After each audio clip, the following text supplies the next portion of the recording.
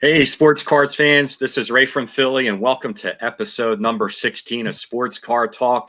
It is Sunday, January 3rd, 2021. First of all, Happy New Year. Welcome to 2021. This is our first episode for the new year, and I'm joined by my co-host, Mike, This Baseball Card Life. Mike, how you doing tonight? Oh, I'm doing great, Ray. Nice to be with you. Well, we're joined tonight. We have a very special guest. We're joined by Mike, Baseball Collector, who you can also check out on the Bench Clear Network, Bench Clear Media Network. Mike, thanks for joining us tonight. We appreciate it. You bet, yo, and hello, everybody out there. Yeah. So we're going to have a fun topic tonight. We're going to be talking about our 2021 collecting goals. This is a fun video that I always like to do every year, a bucket list, so to speak, of what our goals are coming up for this new year. And it's good to compare at the end of the year to see, how you did, how you didn't do. And it's just a really good monitoring system to check out your collecting skills. So we're going to get right to it, Mike. Are you ready? Yeah. I've got a few questions here for Mike and Ray before we get into the lists. Yeah. Just so, I thought these questions could help out, the newer collectors, and here we go. So how did you guys learn about the cards you put on the list for tonight? Was it like card shows, books, magazines, movies? Where did you find these cards and decide, yes, I want them? Mike, go, Mike. For me, it's just continuing projects, never ending, feels like never ending, never completed projects. And it can be player runs or different years that I'm trying to complete. I'm doing a massive project of every Hall of Famer pictured on a Topps card or Bowman card from 1950 to 1989. So I've still got 600 plus slabs to buy. And so I'll never run out, because then I'll probably start doing the 90s and then and then autograph sets that I'm working on. And, when you get down to the end of a set, usually it's the more expensive stuff that you can pick up all the low hanging fruit pretty easily on a lot of projects, but then it comes down to brass tacks with some of the bigger cards, and you just can't buy them as frequently as you would like. And so picking out some cards that you kind of I don't do goal videos for the year, because my goal is pick up whatever I can find that I need, that I want. I mean, I don't go, I want this card necessarily. And that's not a bad thing. I just kind of, I don't know. I'll just get what I find. Yeah, because your goal list is 600 plus cards, so it's kind of overwhelming. Actually, I have a want list of slabs, and I call it the master slab want list, and it is currently, here, I'll tell you, because I got it right here, 700 cards long. So I'm not ever at a want for cards to look for, that's for sure. Right. All right. And for you, Ray? For me, it's strictly PSA set registry driven. The 300 Great Baseball Card set, post-war Rookie Hall of Fame set. And I hear what Mike's saying to try and set up a list, because there's a lot of times where I set up a list at the beginning of the year, and then I go to a card show and I see something else that catches my eye that I didn't even think about at the beginning of the year, and I get it. So, and I'm like, well, it wasn't on my list, and you veer off from it. It's easy to veer off from it. So it's just a good monitoring thing, I think. But I totally agree with Mike. You'll see something at a show or something comes up on eBay, and you're like, yeah, I didn't put that on my list, but I think this is a great pickup. It's a good investment right now, and it's a good idea. But the ones on my list, they're PSA set registry driven. Okay, so would you consider buying a raw card, getting it graded? Is it just all a price thing, or is it just straight PSA and just forget the rest? You go, Mike. For me, no, I wouldn't buy it raw. I don't want to have to worry about trying to guess what condition it's in, and I'd rather pay the premium to get the card and again, I'm only going to pay a certain amount for a card, so it might be that I wanted a 5 and I could have afforded a 5 2 years ago, and now that's same price as a 3. Yep. And that's more the driver for me, is the monetary part of it. And I don't think people understand, when you're setting up goals, if you don't think about the cost of the goal, that's, I think, a fallacy in the line of thought. Yeah. And for me, there's all kinds of collectors out there, guys that want high quality, fewer cards, higher quality. Man, I just want all the cards. So I'm willing to give up on some of the grades in terms of the higher grades, just because I want I'd pay $1 for all of them. It doesn't, I mean, the value is largely irrelevant to me. I just want them. And so I want a nice example of of the cards, and I just want to have them in my collection. And I'm definitely set registry driven, just like Ray is. It's such, card cocaine. I mean, it's more like heroin, probably. Yeah. And for you, Ray? Yeah, I mean, basically, with my set registry, I try not to look at the value neither, because if you really want the card, I just get it. But a lot of my grades that I had set for on these cards, I won it a year or two ago. Since the vintage market has just gone crazy in the past year and a half, all my grades have come down 2 steps easily right now. So cards I was looking for in 4s are now going for, I'm looking for 2.5s. So basically, I just try and get a something that's not creased or stained or paper loss or anything like that. As long as it has good eye appeal, I'm happy even with the 1. I mean, years ago, if you were to ask me if I was going to get a 1, I'd say no way and absolutely no way. But now, since everything's going through the roof, if there's a 1 out there that looks pretty decent, then I won't have no problem getting it. What about through BGS or SGC or any of those others? No, you wouldn't want to do that. Straight PSA. Well, the crossover process is just a pain in the butt, really. And there's no guarantee that you're going to get a similar grade at PSA. So to me, I don't think there's enough of a discount. Like, let's say a SGC 5 versus a PSA 5 on a certain vintage, any given vintage card. I don't know that the discount is enough to warrant the risk that you're taking by buying that card in another type of slab. It's just not worth it to me. I don't know about Ray, but yeah, and buying raw right now is just not really. I mean, it depends on what the card is. If it's a really big ticket vintage card, I don't know, like a Clemente or something like that, that I can trust who I bought it from, like my LCS owner, then I would do that. But I have to know the person that I'm buying it from. And other than that, I don't like buying raw cards. You don't know what you're getting. Okay. So say you see 3 or 4 cards on eBay of this guy you want, like a 84 Topps Don Mattingly rookie or something. What, I mean, is it just price, or do you care about the centering, like grade? Is it just straight up grade that you want? Or like, how do you decide to click buy it now or to bid on a PSA card? Well, the centering is first and foremost for me. Okay. But when it comes to vintage, the centering, I'm okay with soft corners. As long as there's no creases or stains, the centering, because that's what gives the card the eye appeal.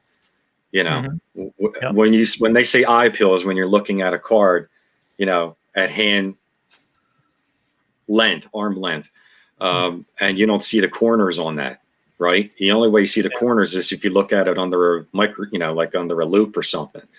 But eye appeal is something that you put at arm's length, and you could see the centering that way, but you can't really notice the corners. That's why I'm not a stickler on soft corners or anything like that.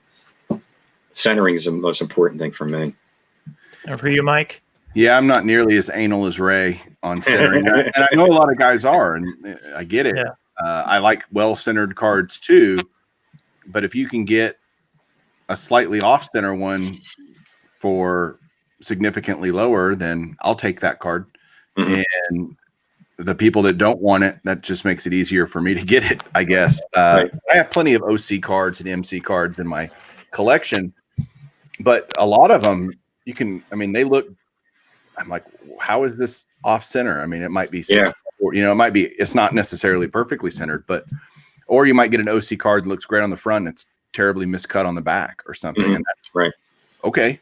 I don't really care how the back looks, honestly. Right. Me neither. Yeah.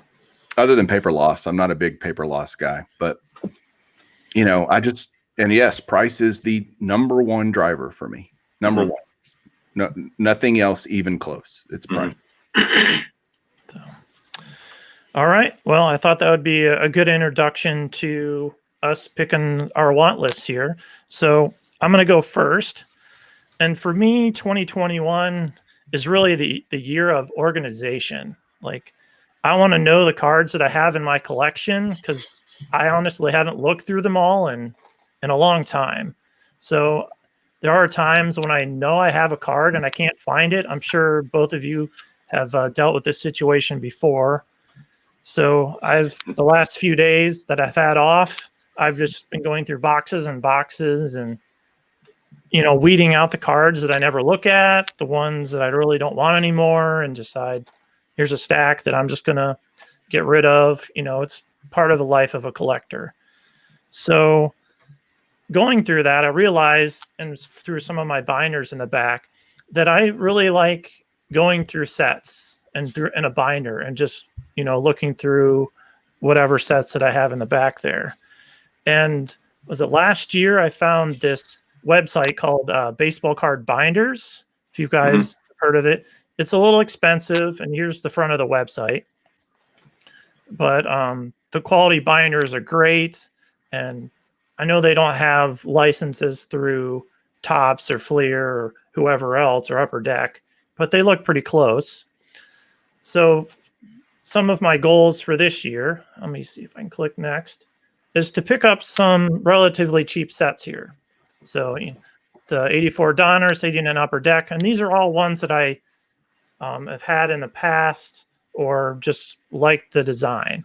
So we got the Stadium Club in 91, you know, the 90 Leaf, 92 Fleer Ultra. I know Mike likes that set. I think you got all the Hall of Famers in that one.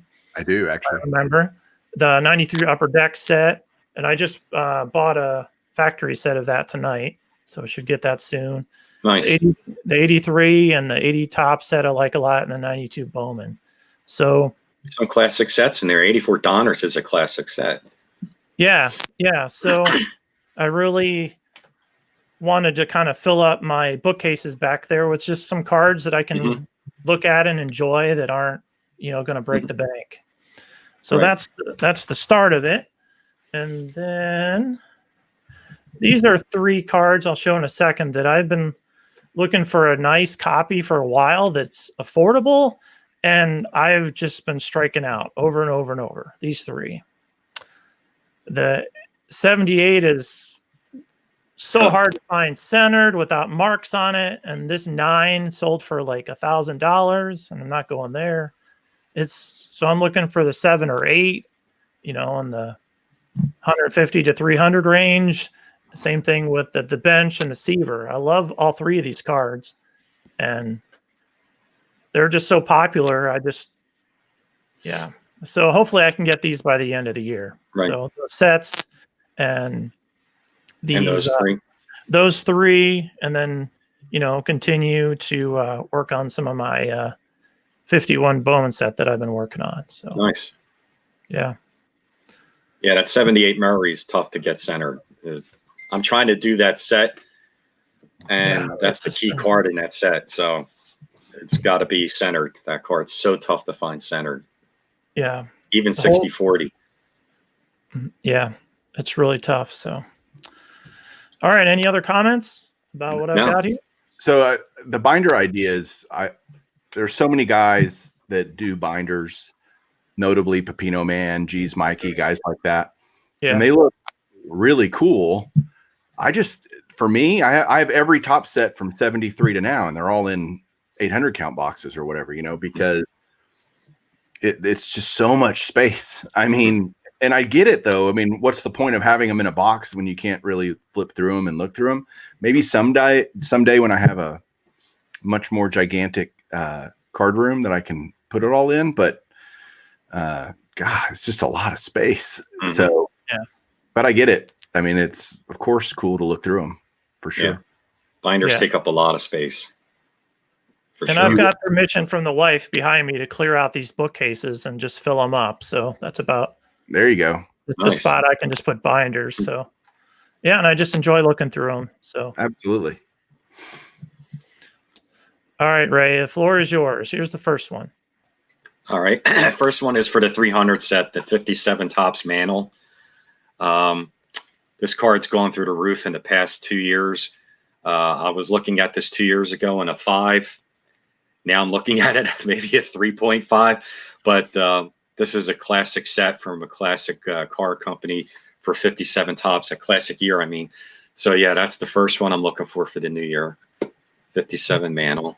Hey, Ray, you just brought up a point that I think people should think about when they're trying to decide what cards they want to get.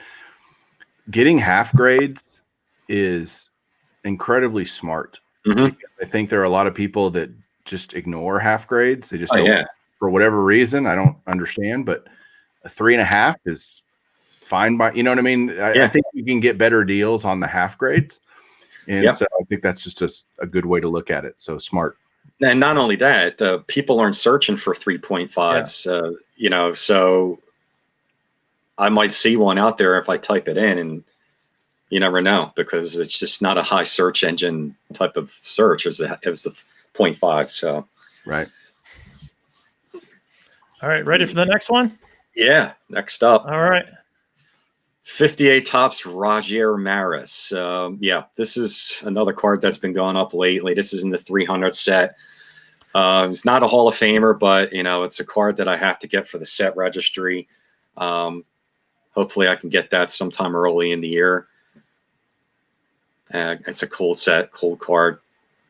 Yep. After that, 67 Mickey Mantle.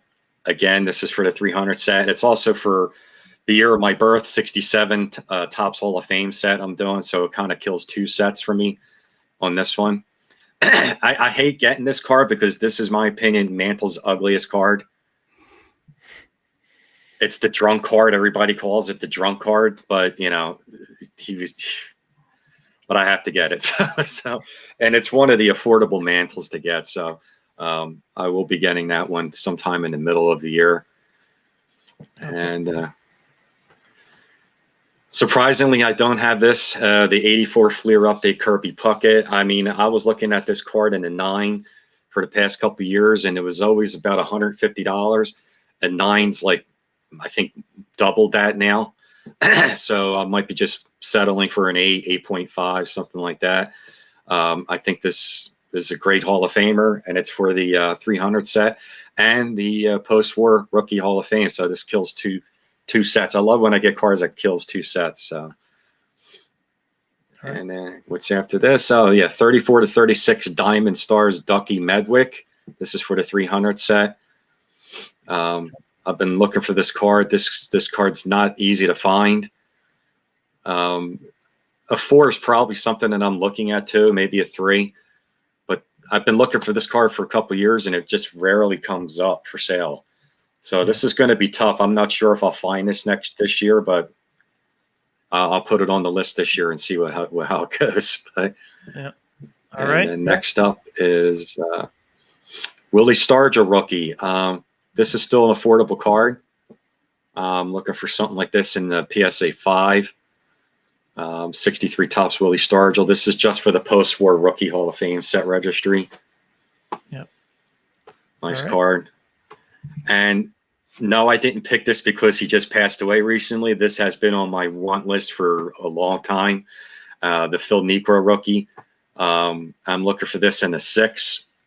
And this is just in the post-war Rookie Hall of Fame set registry. This is something that is affordable. I'm hoping to get this early in the year, in the first few months of the year. All right. I love this card. Definitely going to be one of my bigger purchases for the 2021 is to get the Rod Carew. I love this card. Carew is one of my all-time favorite players. One of the great hitters of all time. And this is for the 300 great cards and the post-war Rookie Hall of Fame. Yep. This is just for the post-war Rookie Hall of Fame. This is the 92 Bowman Trevor Hoffman. Still very, very affordable. This card hasn't really done much lately, but it's just something I want to fill a hole for the Yeah, I was post-war surprised you Rookie. didn't have it already. I know. It's because it's like it just hasn't done anything. I can feel like I can sit on this card and wait forever. Yeah. It just hasn't moved. Yeah. All right. There's a And big boy. yeah, that's probably the biggest one of the year for me is 48 Bowman Yogi Berra. Probably going to be a 2, maybe a 1.5. But yeah, this is for the post-war Rookie Hall of Fame set registry. This is a great card for one of the greatest catchers of all time. So yeah, that'd probably be towards the end of the year. This year would be finishing out the year. We'll get the Berra rookie. All right, Mike, it is your turn. I'll get your slides up. I had a hard time doing this because when you asked me to send you some scans, I'm like, let me think about what I'm really kind of targeting, I guess, in the first part of the year. So that's what I sent you. Yep. Here we go. Here's number 1. Yeah. Honus Wagner 40 play ball is kind of one of those. This will be the last card that I need for the 40 play ball Hall of Famers when there's a ton of them in that set, because it does both current players and kind of legends. I guess in 1940 there were still legends of the game already, and I need the Honus Wagner's the last one I need because I got the other one that I need coming in probably tomorrow or the next day. It was my first purchase of 2021 already. It would have been on this list, but I don't want to spoil it. It's coming in a couple days. All right. Next up. Yeah, so this is a 300 great card for me. It's a Hall of Fame rookie card, and it's just one of those that, the Pee Wee Reese it's beautiful and darn near. I mean, that's a 3 that you're looking at, and you can see how pretty if you get the right one.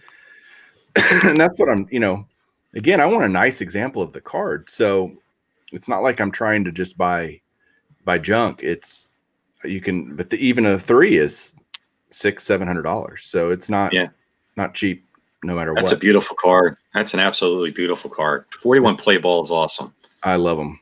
Love them.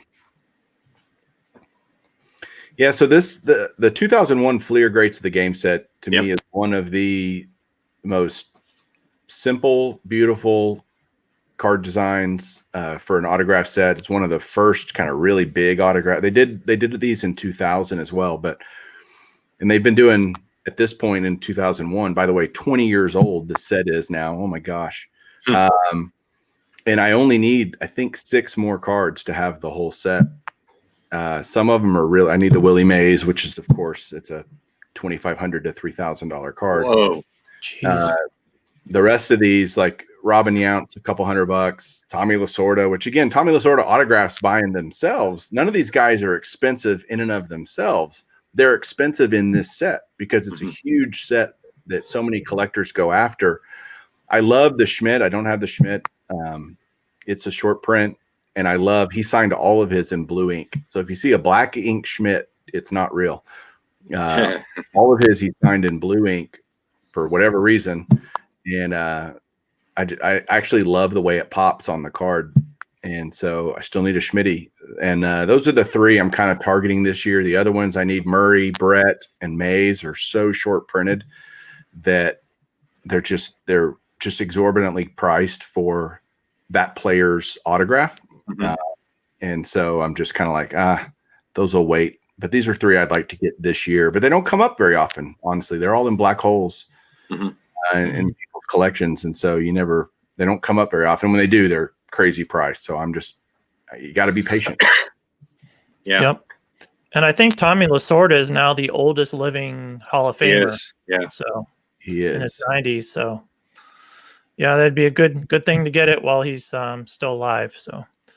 All right, next up. Yeah, so I don't need very many Clementes for his run. I think I'm down to 2 or 3 cards. This is one of them. It's 58, and so it's kind of on my radar to pick this card up. Beautiful. I love the yellow background with knowing the Pirates color scheme. It's just such a pretty card very, very expensive. Okay. Even in low grade. Yeah. Nice. I also need the 63. Again, just trying to complete player runs. And again, you get down to those last couple of cards and it seems like they're the ones you just either can't find or they're, for me, again, since price is my number one, I just go, ugh, I'm not spending that on that card. I'm just not. And so they've just kind of not been bought yet, or else I would have bought them already. If I could find them affordably, I would have already bought them. So still need the 63. And then I think the 64. Yeah. So I also need the 64. Nice. So, but I love that. That's such a clean looking card, and Clemente. Simple design. Yeah. 64 is beautiful. It's an underrated set. Yeah. All right. Next up is the big boy here. Nice. Yeah. I want a Musial rookie. That was kind of a card I was targeting at the National in 2019, back when I met you, Mike, at the 2019 National, and your wife. But it was priced crazy then, and it's tripled since then. So it's kind of, all right, if I don't get it now or soon.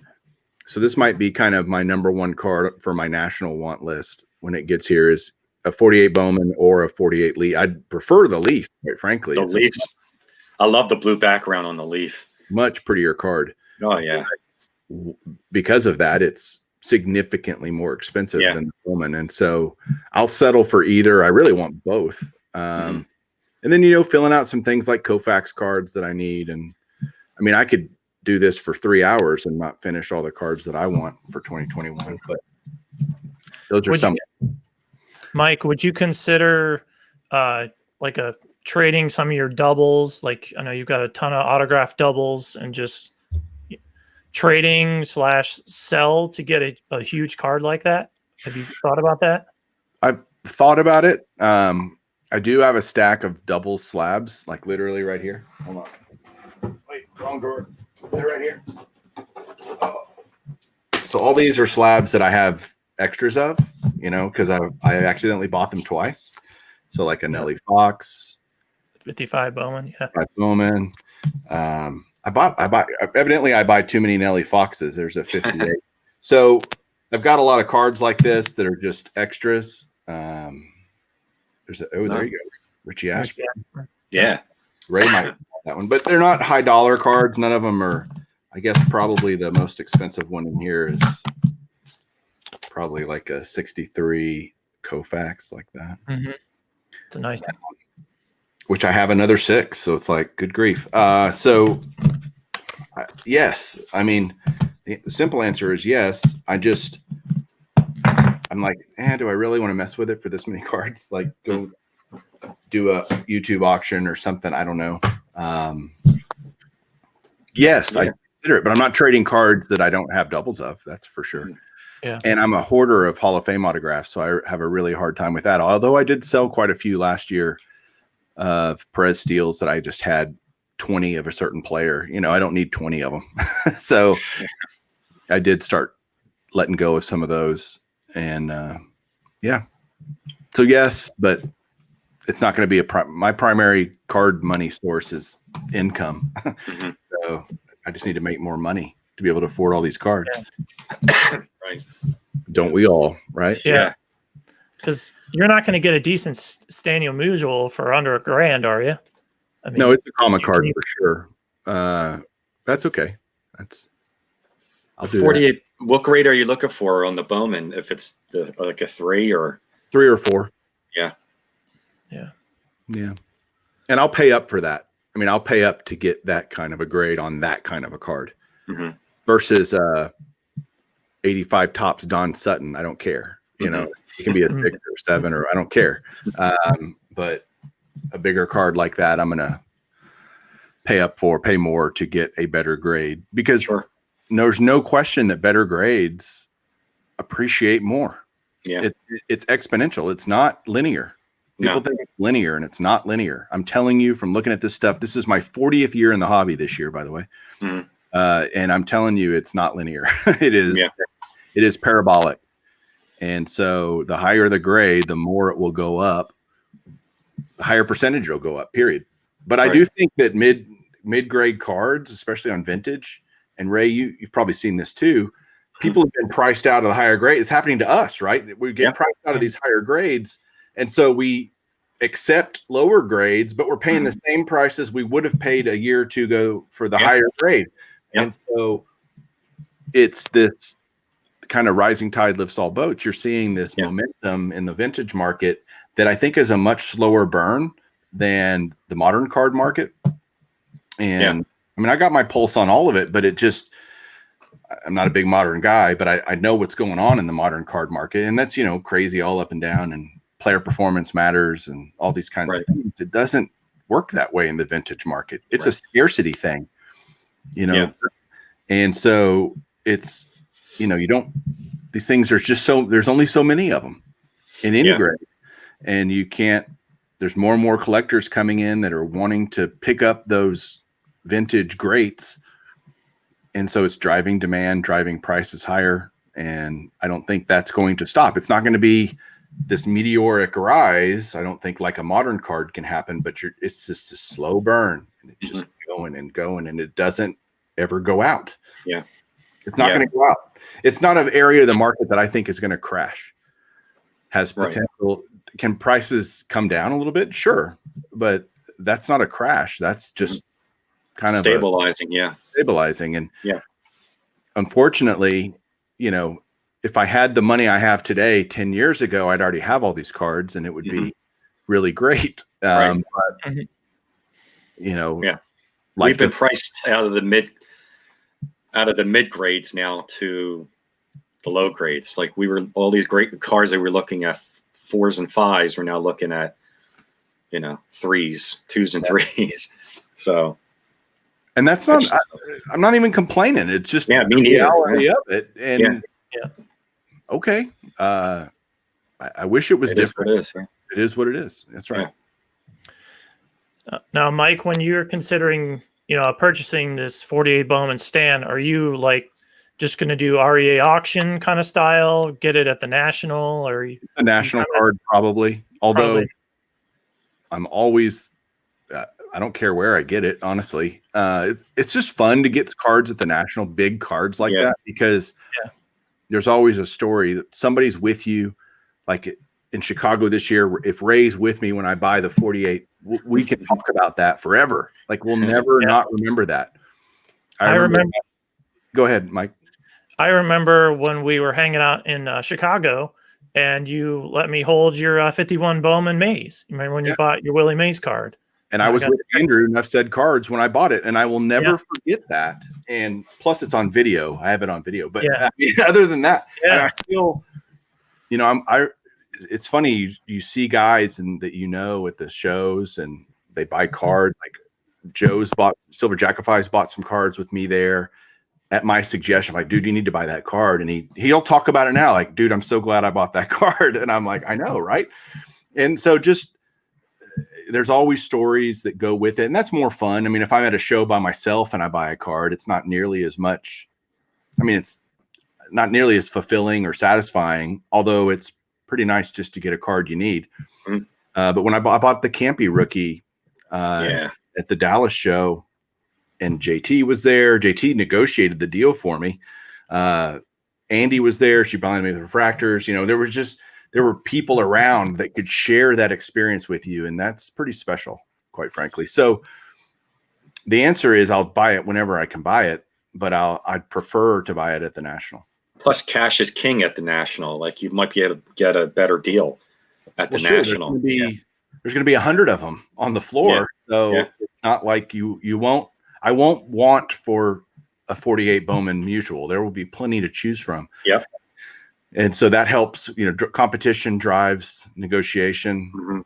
Cash is obviously critical, and I'll have a nice fat wallet full of it ready to buy these cards that I need.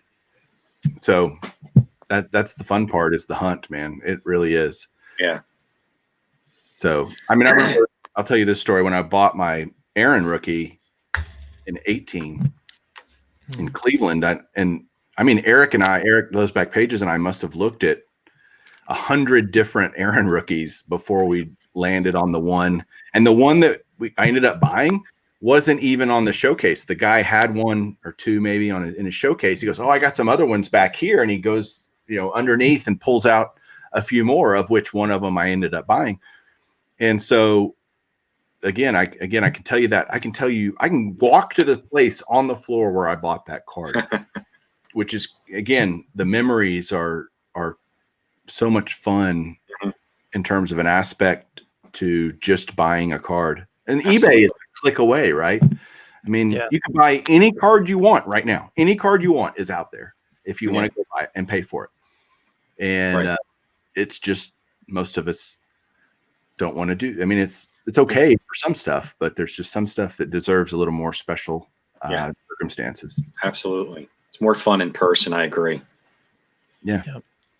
And putting a connection with a card, like buying it at the National, or reading a book, or meeting the guy in person, getting his autograph or something, that really helps you connect more than it just being a piece of cardboard. Like, my wife would say sometimes, before I really, taught her a little bit more about the hobby. I mean, it's that connection is really huge for us. Well, think about this too. We, like, Ray, you love Mike Schmidt because you watched him play. You grew up watching him play. He was a hero, a hometown hero. That brings memories to you when you buy a Schmidt card. That's not true on any of these cards for us on these super vintage stuff. I never watched any of these guys play from the 70s back, essentially. I was born in 73, so I have no recollection till really the early 80s of watching baseball. And so the only connection you can have, it's not I watched him at Ebbets Field or this or that. It's that I was with somebody when I was able to pick up this awesome piece of baseball history. That creates the connection that maybe we also think about with the 80s and 90s cards that we love, because we have that person. The connection makes all the difference. I mean, Mike, you just said it. It makes all the difference. And it's adds so much more dimension to a purchase than just buying a piece. Yeah, definitely. So, all right, you got anything else, Ray, before we close this episode out? No, I could have picked out 10 more cards myself here, but there's only so much time that we have. But no, we really appreciate you, Mike, for coming on with us tonight. This was a lot of fun to see your collecting goals for the new upcoming year. So thanks for thanks for being on tonight. We appreciate it. You're welcome. If you guys want to come over, every card y'all showed, I have back here in the Beast, so that y'all are wanting for 2021. So just come on over. You can just grab them. No big deal. Cool. You got it. Call it a day. Y'all's goals will be fulfilled in like 5 minutes. Come over. Yeah. Get that done for you. Well, we really appreciate it, Mike. And don't forget to check out Mike on Bench Clear Media Network. And he's got a great network over there with a bunch of other channels that you should definitely check in. And it's just a lot of fun, a lot of good content on there. So thanks for tuning in tonight, guys, to Sports Card Talk episode number 16. From myself, Mike, this Baseball Card Life, thanks for joining us, and we'll see you real soon. Take care.